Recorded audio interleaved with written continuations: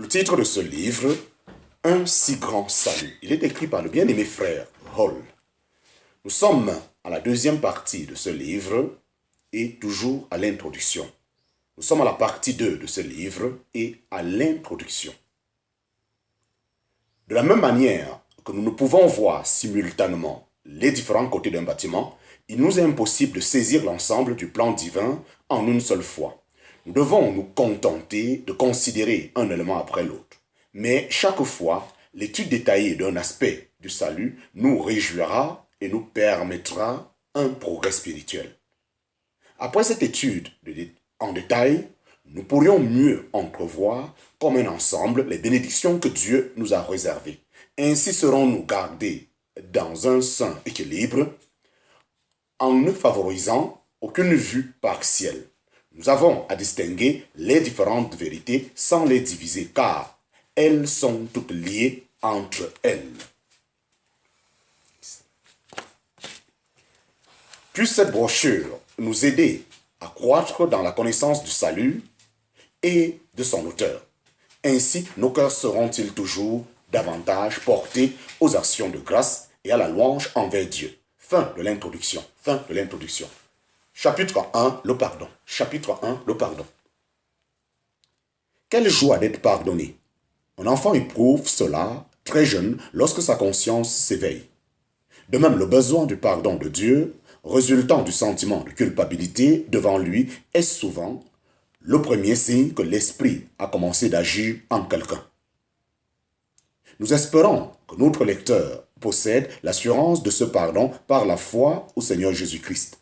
Le texte qui suit est écrit pour l'affermir sur ce point et lui permettre ensuite de se réjouir pleinement dans ce pardon qui est une bénédiction fondamentale de l'Évangile. Chapitre 1, petit 1, tous coupables devant Dieu. Chapitre 1, petit 1, tous coupables devant Dieu. Écoutons d'abord ce que l'Épître aux Romains dit au sujet du pardon des péchés, car c'est dans cette épître que sont exposés les premiers principes de l'Évangile.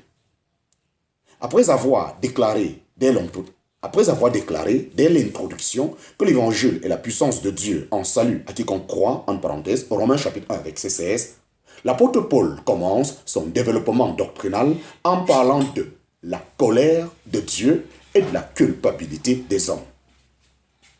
Nombreux, hélas, sont ceux qui ne veulent pas reconnaître cette culpabilité personnelle. Ils essayent de détruire les bases sur lesquelles repose leur responsabilité devant Dieu. D'une part, ils font valoir une prétendue bonté naturelle chez l'homme qui conduirait l'humanité à un progrès moral continu et, d'autre part, ils rejettent toutes les normes reçues concernant le bien et le mal. Pour ces raisonneurs, le bien et le mal seraient tout à fait relatifs puisque déterminés dans le passé par les personnes les plus influentes et de nos jours par les sondages d'opinion. Selon eux, la pensée humaine resterait seule, arbitre, dans ces questions. C'est pourquoi l'unique culpabilité qu'ils reconnaissent est le non-respect des usages et des lois en vigueur dans un pays à une époque donnée, autrement dit, une culpabilité devant leurs semblables et devant la société en général.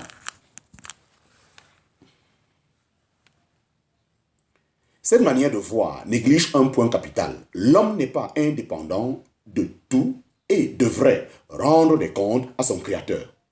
C'est pour cela que la colère de Dieu est déclarée contre toute impiété. Le fait de vivre sans Dieu et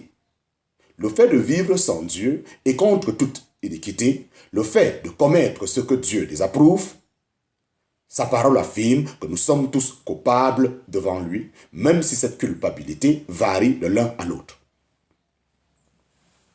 L'Épître aux Romains présente le sujet en divisant l'humanité en 3 catégories.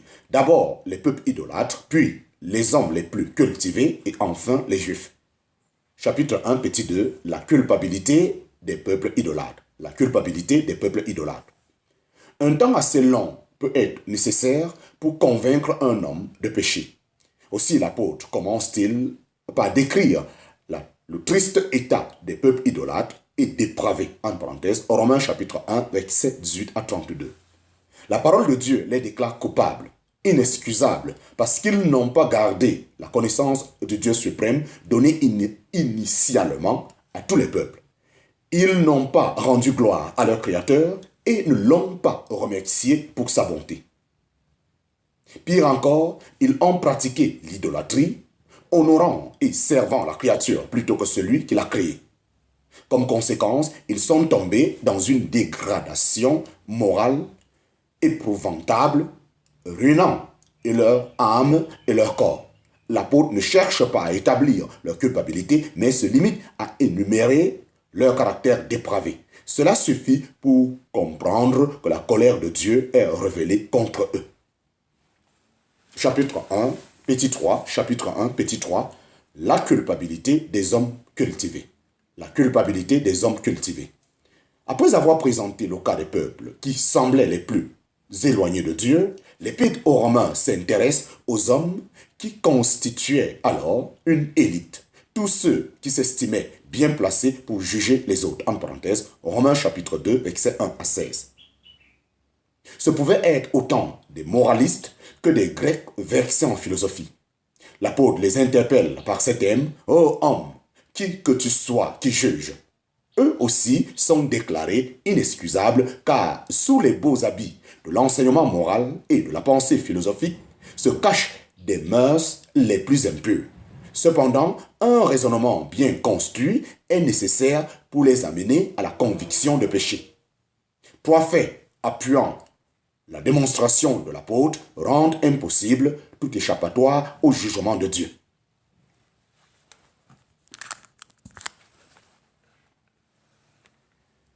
D'abord, ce jugement est selon la vérité. Ces hommes qui condamnent les autres et relèvent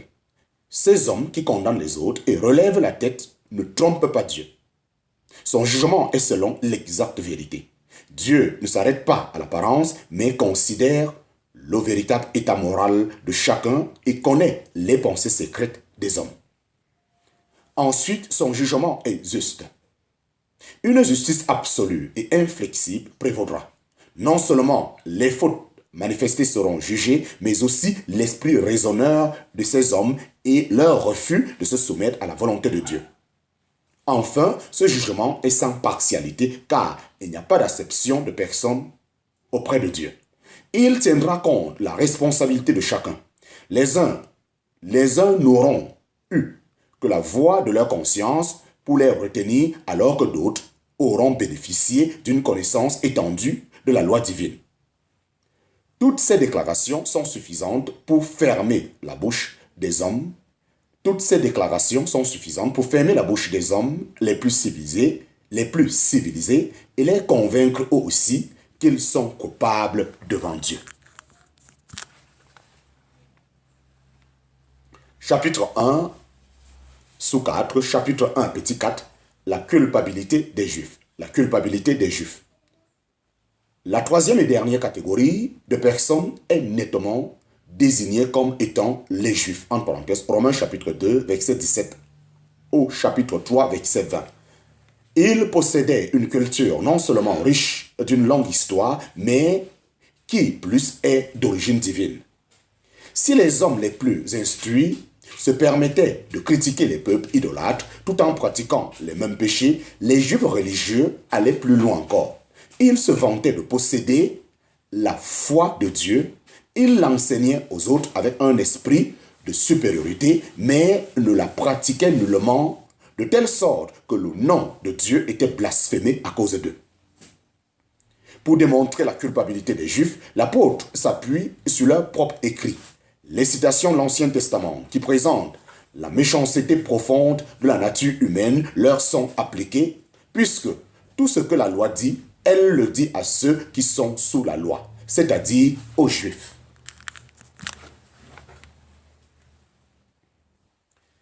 Ces accusations décisives de la loi n'avaient pas en vue les autres nations civilisées ou non, mais bien les Juifs imbus d'eux-mêmes, afin que leur bouche soit également fermée et qu'ainsi tout le monde soit reconnu coupable devant Dieu.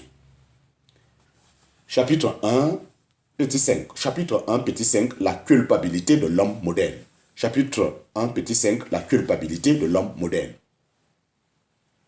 Ayant vu comment l'apôtre envisage tous les hommes d'alors, nous devons remarquer que la culpabilité de l'homme moderne se lie aux trois cas considérés.